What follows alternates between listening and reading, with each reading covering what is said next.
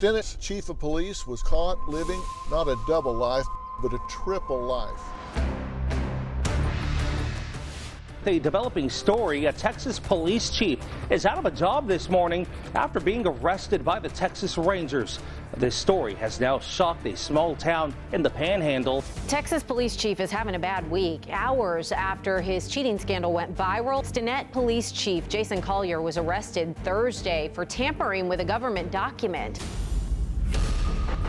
We are hearing from one of the women who claimed she was involved with the former Stinnett police chief, Jason Collier. Her viral social media post sparked an investigation that led to his arrest and resignation. It all started with this picture.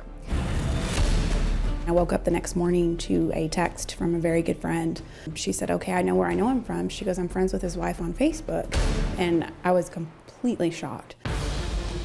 This is a ring video of one of the many times she says he would visit her while still on the clock. Not only that, but she says he had met her family, had their picture up in his office, and even went as far as asking her to pick out an engagement ring. She confronted him about the marriage and he claimed he was divorced. He even showed her this document saying it was the annulment. After she made a public records request, she found out it was a fake document. And that is what began an investigation and ultimately led to his arrest. Little did she know at least 7 other women would also claim they were in a relationship with him. The story went nationwide. And when it went nationwide, more and more women started coming forward and saying that this chief of police was spending a whole lot more time talking to women other than his wife than he was policing that town. He's going to talk about the details of what he did and, more importantly, why he did it. The shocking story in an exclusive sit-down interview. First off, I give you a lot of credit for manning up and being here to own this whole thing and talk about it instead of, hiding out. And I assume this is not a stretch of your life that you're proud of. Oh, absolutely not. I'm not proud of it at all. Now, you're married to Opal, right? Yes, sir. How long have you been married? September of 2016. Why did you marry her? We had such a connection, and there was so much to our lives that we had in common, and I think we got so hung up on planning and looking towards the future that we didn't focus on the now and taking care of what was, the problems that were being presented at that time. You all have 4 children, both from previous relationships, right? I have 2 biological and she has 2 biological. So 4 together? Yes, sir. What was your marriage like before all this? Were you having problems? We had some, relationship issues that there's some stressors that came into the relationship that weren't there when we first got married. And she had a really good job, and she made way more money than I did, and at times it kind of felt like she was holding that over my head, that she was basically the breadwinner of the home. Did it bother you? Did you feel less than because she did that? I did, yes, sir. And I felt like that had been stripped of. I'd been stripped of that, and I had been. This is your second wife, right? Yes, sir. Did you meet Opal while you were still married? Yes, sir. Did y'all start dating while you were still married? My first wife and I had separated the second time, and that's when Opal and I started dating. So you married Opal in 2016. When did you start having the desire to see other women? It didn't really hit until October, November of 20. Why then? What was it that triggered it then? I just, we had the issues going on at home, and I felt like I wasn't getting the, the respect or the attention or love that at home, and it caused me to create the dating profiles and just kind of see what was out there. I still had feelings for Opal, but something inside me was saying that it wasn't long before it was going to be over, that our marriage was on the rocks. You're married to Opal. I mean, you're having trouble. Mm-hmm. But take me through that moment that you sat down and said, I'm married, but I'm going to create an online dating profile. How did you reason through that? What did you say to yourself? You're married, but you're sitting in front of a computer, which is a pretty public way to do this, and you set up something like, I don't know, this was your first one or whatever, but you set something up like this, looking for friendship, not looking for a hookup, sincere conversation, building trust and relationship first, looking forward to hearing from you. You put a picture with it. Sir. This is pretty public. It is. So take me through your thought process when you did this.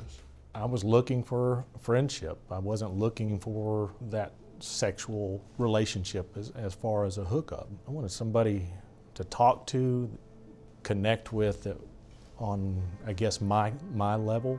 But a female? Yes, sir. Yes, sir. Were you afraid that somebody you knew would see this and go, well, hell, I know him. Yeah. That's the chief. He's married with kids. I did. I had those thoughts, but I guess the fear wasn't there that I was going to get outed at that time. So you did think somebody might see this? Yeah. Oh, yes, sir. I did. But it didn't, you didn't have any fear about it? Not when I first created it. Why not? What was your thinking? When I would like other profiles of women, I looked further away. So I tried to keep some distance as to who I was going to talk to. Yeah, but anybody could see it, is my thinking. And that's either ignorant or arrogant. It's one of the two. And that's what I'm trying to figure out. Because if you put it up, your next door neighbor could see it. I mean, somebody at the bank downtown could see it. Yes, sir. And when I say ignorant, I don't mean stupid. Ignorant is a lack of information about how something works. That's what ignorant means. Did you just not, I'm trying to figure out how you reasoned through that. Yeah, looking back on it, it was stupid. But at the time, that didn't register with you? No, it didn't. All right. It didn't. I just thought that to build that relationship with people from a distance from where I was, that I wouldn't get caught. But I knew that in the back of my mind that there was that chance that somebody locally in the area was going to see that. Okay. And the first woman that contacted you was who? First one I talked to was Heather. And how many girlfriends total did you have during the marriage? Connections, relationships, hookups that you had? Well, you know, like anytime that you create one of those, there's several people that you communicate with. But as far as actual meeting somebody and seeing them in person, there was only 4. Heather, Katie, Christy, and Cecily. There was 4 okay. that I actually met in person. How many were you juggling at the same time? I would talk to one or go meet one, and I might be talking to another one at the same time. There was no way to juggle all 4. I mean, it was like I said, I met Heather in November of 20.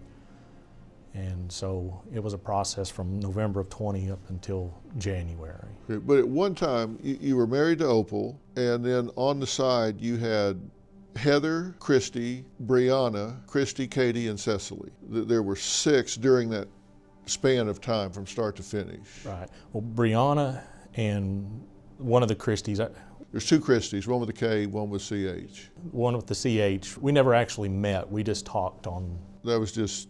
Yes, sir. Online. Yes, Brianna and Christy. Brianna and the CH Christy? Yes, sir.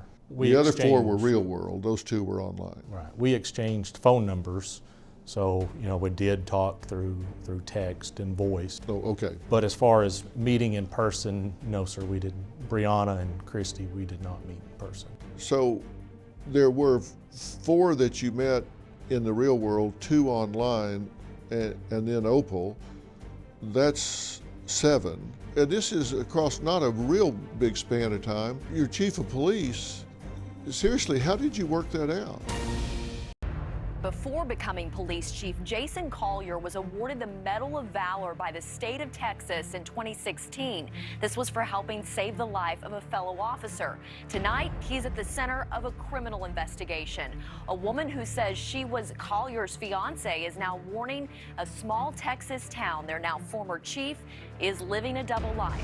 Former Stinnett, Texas police chief Jason Collier found himself on the other side of the law Thursday. The Texas Rangers arrested and booked Collier into jail for tampering with a government record. Cecily Steinmetz posted these pictures of the two on Facebook Tuesday. The Amarillo woman claims she was engaged to Collier before she learned he was married and alleges she's not the only one. Steinmetz's original post has been shared tens of thousands of times. In it, she writes, "He lied to me and presented me with fake annulment documents." So there were 4 that you met in the real world, 2 online, and then Opal. That's 7. You're chief of police. Seriously, how did you work that out? Looking back on it now, I have no idea. I don't know how I managed it, because getting up at 4 in the morning and to be at work at 5 in the morning, and I was talking with them throughout the day, and then when I went home at night, I would sparingly talk to them so I wouldn't, raise too much suspicion with Opal. Okay, so, and I want to be sure that I have this right, because I don't want to make it something that it's not. You were married to Opal, and you had on the side Heather, Christy, Brianna, Christy, Katie, and Cecily. 2 were online, 4 were in the real world. But you were talking to all 6 of them. Christy with the CH was actually the first one I started talking to back in November. Right. But Heather was the actual first one that I met in person. Okay. And Brianna was about that same time too. Okay. And you said your wife made more money than you did.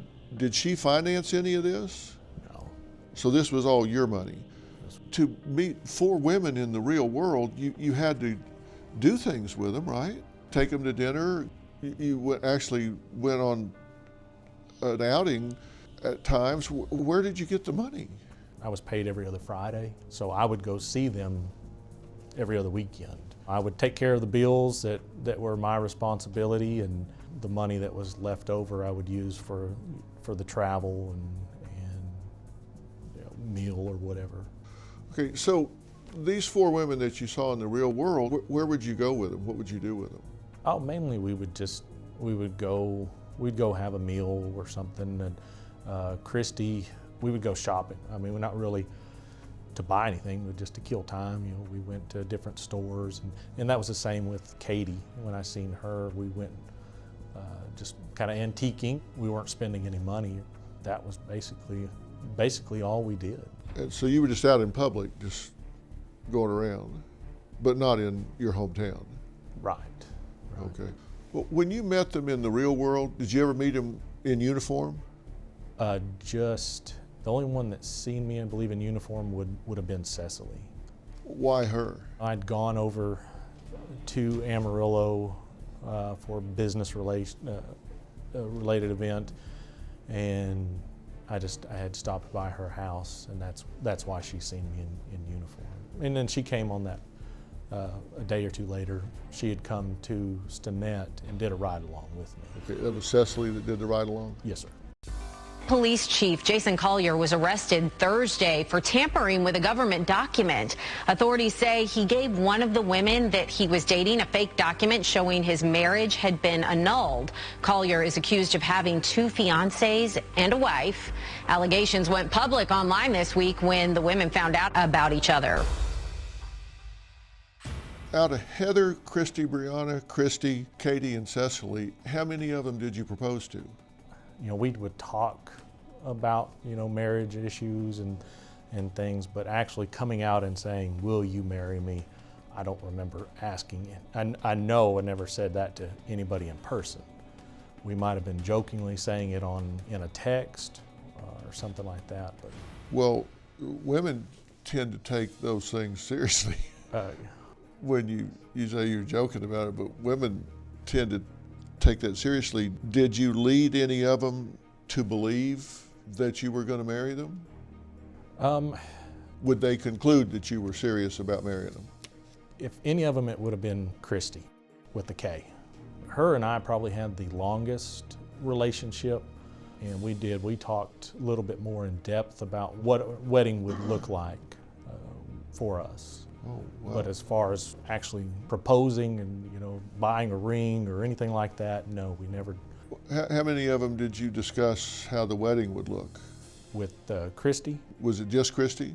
I think with Cecily, we kind of talked a little bit about it, but nowhere near as in depth as what it was with Christy.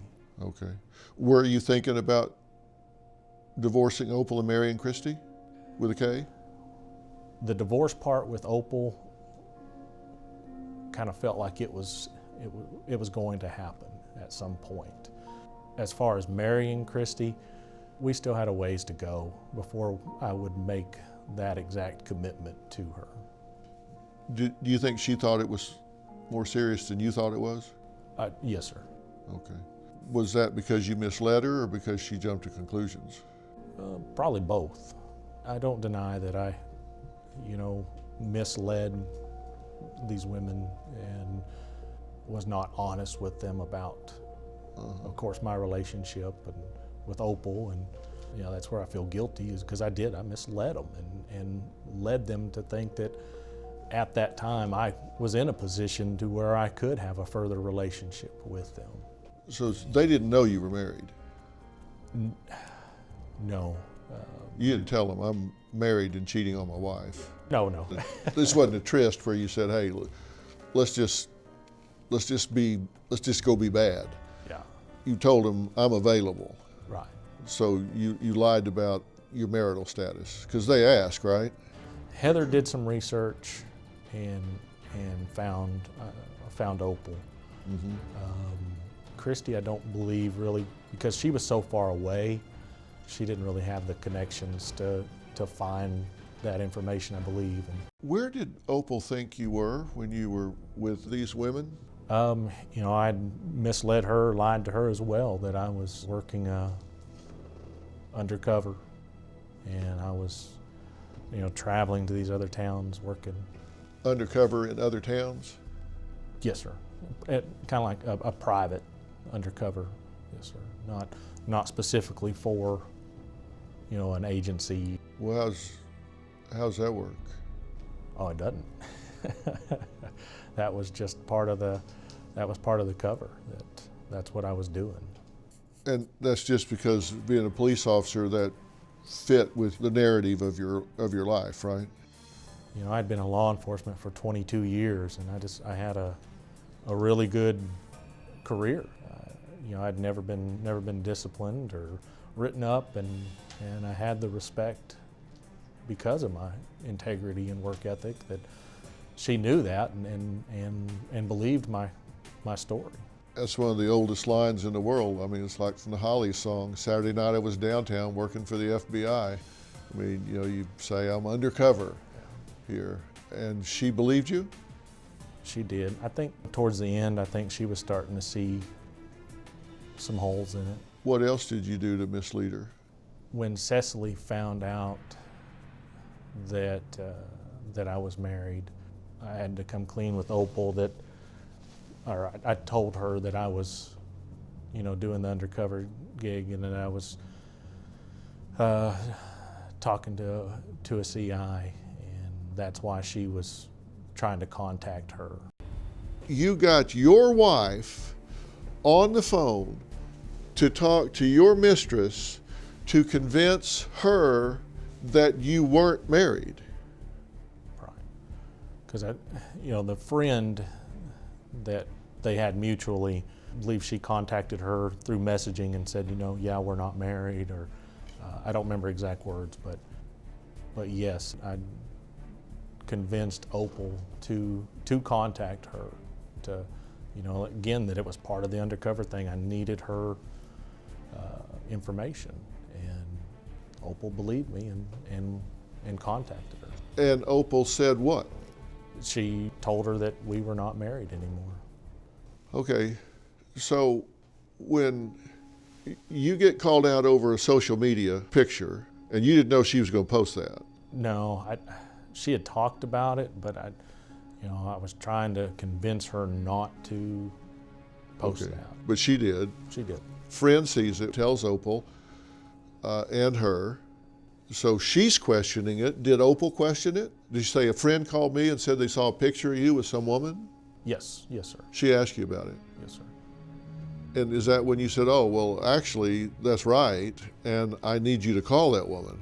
Again, lied to her and convinced her that it was part of the undercover thing that I was doing, that I had to get closer to the information.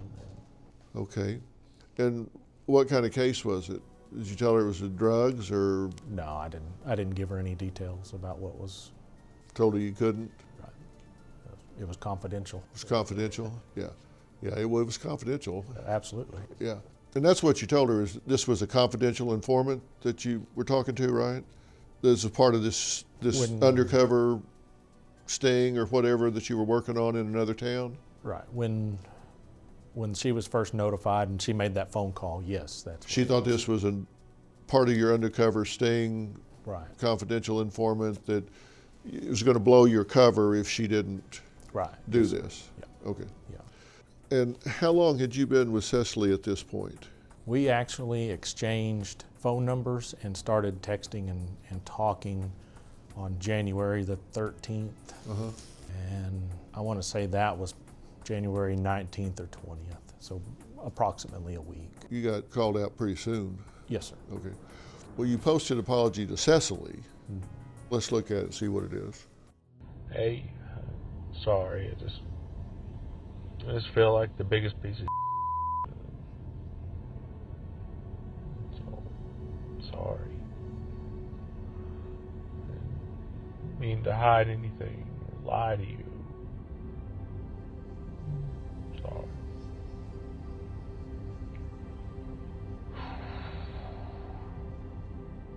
I'm so sorry. Please just want you to forgive me. I'm sorry. I'm sorry. So this is before everything unraveled. Right. Now, when you got Opal to call her and essentially bail you out of that, did you think I'm good now, or what'd you think? Well, later on when I talked to Opal, she said, okay, we got it smoothed over, everything's okay. And I talked to Cecily, she said the same thing. So I thought at that point it was in the clear. But you also gave Cecily some fake proof of an annulment. Why'd you do that if it had been cleared up by Opal?